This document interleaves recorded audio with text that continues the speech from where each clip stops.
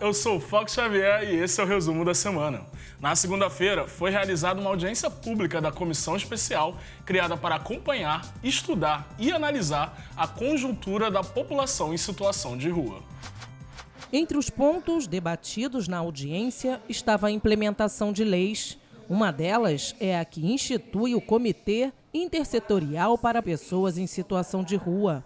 Outra legislação discutida foi a que dispõe sobre a reserva de 5% das vagas de serviços e obras da Prefeitura para a população de rua. Nós temos mais de 20 mil pessoas, o município do Rio, sem casa. É por isso que eles estão na rua.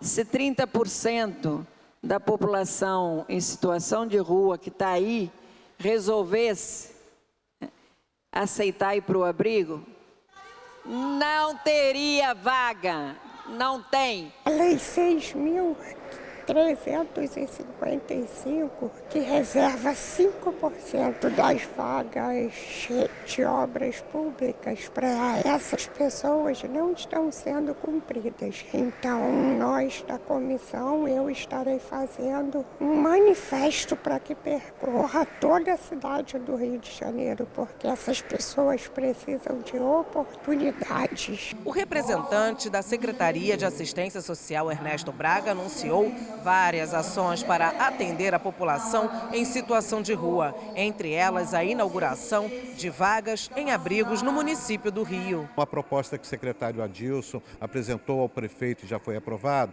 é da criação de 10 novos equipamentos que a gente está chamando Casas Suas. Em julho, o Supremo Tribunal Federal proibiu a remoção forçada e o recolhimento de objetos de pessoas em situação de rua. Nós temos uma lei municipal também, que é a Lei 6.350, que replica a mesma política nacional. Não é um público que merece, que tem que ser visto como incapazes. Não, eles são capazes. Eles só precisam de uma promoção da sua autonomia e dignidade. Também na segunda-feira, as comissões da Mulher e de Combate ao Racismo realizaram uma audiência que discutiu como a política municipal de mulheres está investigando os casos de racismo contra elas. O encontro reuniu representantes de diferentes setores ligados ao tema, do Executivo às ONGs. A vereadora Thaís Ferreira, relatora da Comissão Especial de Combate ao Racismo, participou de forma remota da audiência. Toda e qualquer violência, quando a gente fala de gênero, de raça, de classe, de território, de condição, começa ainda na infância, e essa infância majoritariamente é a infância negra. Esta é a segunda atividade desde a volta do recesso, em um total de 7 encontros previstos para este mês. Essa é uma luta coletiva que entende a importância de fazer uma discussão política sobre um problema que é um problema estrutural, que é o racismo. Já foram realizadas várias escutas temáticas, debates e audiências públicas. Houve até atendimento externo e serviço de orientação jurídica. Em comum, o desafio de tentar solucionar uma relação preocupante. Mulheres negras ainda são foco das opressões de gênero, raça e classe. O racismo nos corta ainda violentamente, né? Ainda somos a que menos ganha, a que tem os salários mais baixos, que o feminicídio acontece em maior número. Na sessão de terça-feira, o Parlamento Carioca derrubou vários vetos do Poder Executivo a leis aprovadas na Câmara Municipal. Entre os vetos rejeitados estão o que trata da obrigatoriedade da emissão de senha em chamada de voz e o que estabelece a campanha permanente de promoção e difusão dos direitos da pessoa com deficiência e combate ao capacitismo. Um dos objetivos da campanha é a divulgação dos símbolos de acessibilidade e dos direitos das pessoas com deficiência, garantidos na forma da lei. Os parlamentares também rejeitaram o veto ao projeto de lei que declara como patrimônio cultural de natureza imaterial da cidade a dança popular de origem afro-brasileira denominada Mineiro Pau. No município do Rio de Janeiro, a dança teve grande popularidade e importância no decorrer do século XX, no bairro de Santa Cruz. O projeto de lei que cria o programa Gerando o Futuro, que dará apoio às gestantes em situação de vulnerabilidade no município, de autoria do Poder Executivo, teve a votação adiada por 3 sessões.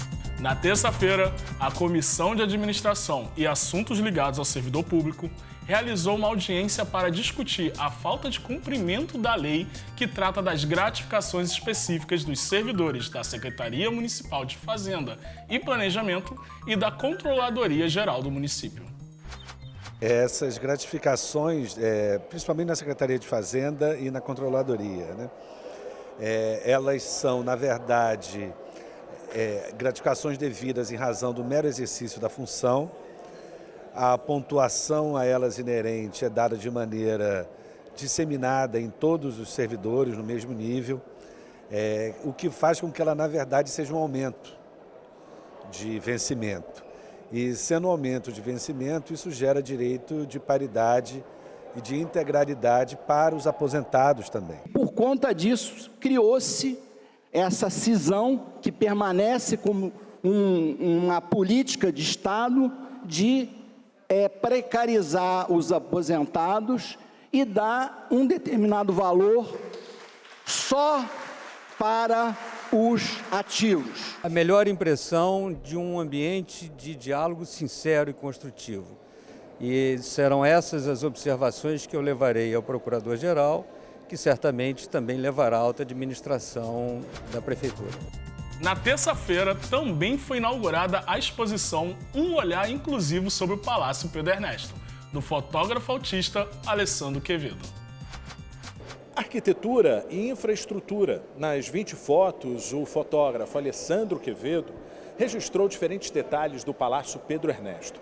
Com um olhar sensível, inclusivo, destacou a importância de ressaltar as diferentes capacidades. São novos ângulos do cenário que sempre atraíram as lentes de fotógrafos consagrados, mas agora com uma visão especial. O Alessandro Quevedo é um autista, tem um olhar especial, inclusive, e vê aquilo que a gente não enxerga, né? Que são os detalhes num determinado local. O presidente da Câmara Municipal, vereador Carlos Caiado, disse que a exposição reafirma o compromisso do Legislativo Carioca com a inclusão. Que é a Casa do Povo, né, comemorando o centenário com várias atividades, sendo incluído na nossa atividade de comemoração, trazendo aqui um trabalho inclusivo e muito legal. Inclusão é para todos, todo mundo tem condição de ser o que quer, né? Basta querer, basta estudar e ter afinco e foco e perseverança, porque deficiência não é sinônimo de insuficiência. A Comissão Especial do Plano Diretor da Câmara Municipal se reuniu na terça-feira para discutir o andamento dos trabalhos no segundo semestre. Foram quase 2 anos de debates com especialistas e representantes da sociedade civil e 236 emendas do Poder Executivo incorporadas ao texto original do projeto, que leva em consideração as características de cada região e o potencial de evolução dos bairros. O plano diretor busca reduzir as desigualdades socioeconômicas e tornar a cidade mais inclusiva pelos próximos 10 anos. Agora, a comissão do plano diretor da Câmara Municipal vai protocolar, analisar e votar o parecer às emendas até o encerramento dos trabalhos dos parlamentares esse ano. No dia 17 de outubro, logo após essa análise interna que nós vamos fazer, é a primeira reunião do parecer conjunto dessas emendas todas. Como a gente tem a expectativa de que centenas de emendas serão apresentadas, realmente vai ser um trabalho árduo, duro, mas muito necessário, porque, afinal de contas, é o projeto mais importante da legislatura. A Câmara aprovou em segunda discussão o projeto que declara o Clube do Samba em patrimônio cultural e material do município do Rio de Janeiro. Foi na sessão extraordinária de quarta-feira. O Parlamento aprovou em segunda discussão o projeto de lei que institui a Semana Municipal da Juventude Evangélica, que será comemorada anualmente no período da primeira semana do mês de julho. Aprovado em primeira discussão o projeto de lei que declara como patrimônio cultural de natureza imaterial da cidade a caminhada pela liberdade religiosa da Zona Oeste do Rio de Janeiro. Aprovado em segunda discussão o projeto que inclui a Rua Lino Teixeira, no Jacaré, como polo gastronômico e cultural do município. Outro projeto aprovado em segunda discussão foi o que inclui no calendário oficial da cidade o Dia Municipal da Prematuridade e o que cria um programa municipal de práticas restaurativas e mediação transformativa nas escolas do município. Durante a sessão, os vereadores aprovaram projetos em primeira discussão. Entre eles está o que considera de interesse cultural, social e turístico para o município o evento Carioquíssima. Criado em 2014, o evento tem como objetivo reunir o que há de novo na indústria criativa do Rio, apresentando ao público a produção dos novos designers cariocas. Moda, arte, gastronomia e música estão entre as áreas de atuação dos expositores. O projeto de lei que equipara a pessoa diagnosticada com doença renal crônica à pessoa com deficiência para fins de acesso ao percentual legal de vagas de estacionamento destinadas às pessoas com deficiência durante as sessões de hemodiálise também foi aprovado em primeira discussão. E o projeto, que considera como patrimônio cultural imaterial do município do Rio de Janeiro o Clube do Samba. Fundado em 1979, o Clube do Samba mantém desde 2013 no Imperator o Centro Cultural João Nogueira II, que oferece oficinas musicais que formam por ano cerca de 400 jovens e adolescentes das comunidades do Meia, Engenho Novo, Engenho de Dentro e Lins de Vasconcelos. É por isso que eu vivo no Clube do Samba, dessa gente bamba eu me amargo de montão. Na quinta-feira, uma audiência pública híbrida avaliou o cumprimento das metas fiscais do primeiro quadrimestre de 2023. Estas audiências são determinadas pela Lei de Responsabilidade Fiscal e ocorrem a cada 4 meses para avaliar as despesas, receitas e dívidas da Prefeitura, por exemplo. As chamadas metas fiscais representam a conexão entre o planejamento, a elaboração e a execução do orçamento municipal. E nesta quinta-feira, aqui no plenário da Câmara, representantes da Secretaria de Fazenda do Rio mostraram que, no geral, houve crescimento na arrecadação de impostos e maiores despesas com saúde e pagamento de pessoal, por exemplo. O aumento da despesa com pessoal de 2023, o primeiro quadrimestre, ele já reflete a recomposição salarial que foi concedida no finalzinho de 2022, de 5,35%, que passou a vigorar a partir de dezembro. Também na quinta-feira, a Câmara promoveu uma palestra sobre o transtorno do déficit de atenção. A iniciativa foi da vereadora Tânia Bastos. De acordo com a Associação Brasileira de Déficit de Atenção, o número de casos de TDAH varia entre 5% e 8% a nível mundial. O problema é caracterizado por desatenção, hiperatividade e impulsividade. O diagnóstico ainda é a melhor maneira para se enfrentar o problema. Especialistas afirmam que o TDAH pode estar relacionado a fatores genético, biológico e ambiental.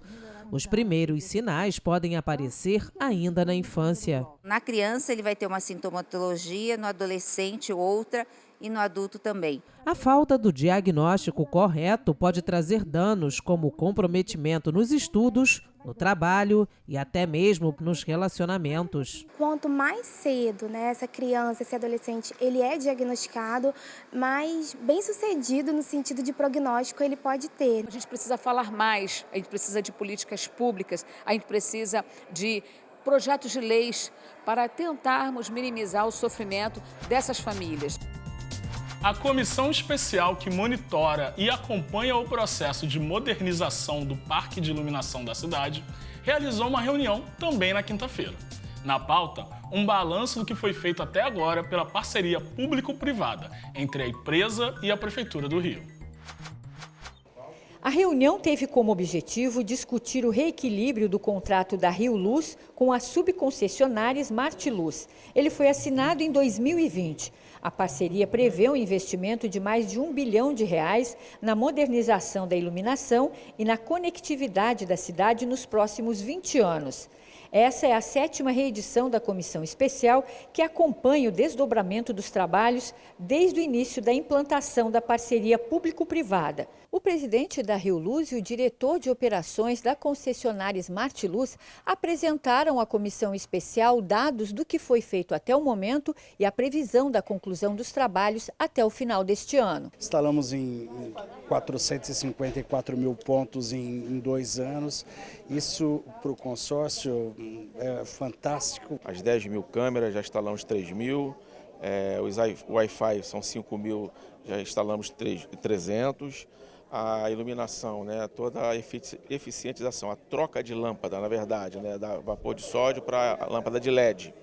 São 535 mil, já fizemos 457.758. A gente vai acompanhar com a comissão todo esse trabalho, né, cumprindo a função da Câmara de fiscalizar. Na sessão de quinta-feira, os vereadores derrubaram outros vetos do Poder Executivo. Começou com os parlamentares rejeitando vetos da Prefeitura. 2 deles estão relacionados à criação de polos gastronômicos na Praça da Bandeira e em Padre Miguel. Também foi rejeitado o veto ao projeto que inclui as vacinas que serão aplicadas nos idosos em suas casas ou entidades que prestem assistência e acolhimento no município. O projeto, que disponibiliza a utilização de pulseira com código QR Code para identificação e segurança de pessoas com doenças mentais, neurológicas e deficiências intelectuais ou que tenham restrição de interação com o meio social, foi vetado pelo Poder Executivo, mas os vereadores derrubaram esse veto. Outro projeto rejeitado inclui a implantação de um programa de composteiras nas escolas do município. Os parlamentares derrubaram o veto que estabelece espaços reservados para pessoas com transtorno do espectro autista em estádios e arenas esportivas com capacidade igual ou superior a 20 mil pessoas. No entanto, a forma como o ingresso vai ser disponibilizado não foi definido. Na sexta-feira, houve uma reunião da Comissão de Combate ao Racismo na Câmara Municipal. Na reunião desta sexta-feira, a Comissão Especial de Combate ao Racismo reuniu um time de influenciadores, produtores e artistas para ouvir demandas e ideias para valorizar as duas culturas. Eu acho importante que a gente possa ter políticas públicas que possam assegurar o movimento black. Dentro do movimento black a gente tem um estilo musical que é muito importante, que é o charme. Uma das lutas que a gente está querendo lutar, e é uma coisa que a gente está querendo muito, é ter justamente o fomento na área de empreendedorismo do charme e também está querendo lutar por um reconhecimento e espaço das grandes mídias. A gente já participou de muitas discussões com o Estado e com muito pouco avanço. Enquanto vereadora dessa cidade, eu estou, de fato, construindo um relatório a partir de embasamento de pessoas que vivem na ponta. Os vereadores da Câmara Juvenil participaram de mais uma aula online nesta sexta-feira. Eles aprenderam como é a elaboração de leis e emendas. A professora Marta Silva explicou como o prefeito sanciona ou veta um projeto. Durante o encontro, os parlamentares mirins também receberam orientações sobre o projeto Programa de Incentivo Aluno Nota 10. O objetivo é homenagear anualmente estudantes do ensino fundamental. Todos os projetos criados pelos jovens vereadores serão apresentados ao presidente da Câmara Municipal, Carlo Caiado. O próximo encontro presencial da Câmara Juvenil será em setembro. Vamos ver quem foi homenageado esta semana pelo Parlamento Carioca. Na terça-feira, 27 capoeiristas receberam moções de louvor e aplausos da Câmara Municipal por iniciativa do vereador professor Célio Luparelli. Na quarta-feira, o vereador Márcio Santos entregou moções de congratulações e aplausos a 90 jovens líderes cariocas. A solenidade foi em homenagem ao Dia Internacional da Juventude. Também na quarta-feira, 90 mestres de artes marciais que atuam em projetos sociais receberam moções de congratulações e reconhecimento por iniciativa da vereadora Tânia Bastos. Na sexta-feira, uma desembargadora e 2 desembargadores receberam o conjunto de medalhas de mérito Pedro Ernesto e outros 2 desembargadores o título de cidadão benemérito do Rio, por indicação do vereador João Mendes de Jesus. O resumo da semana fica por aqui. Muito obrigado pela companhia e até a semana que vem.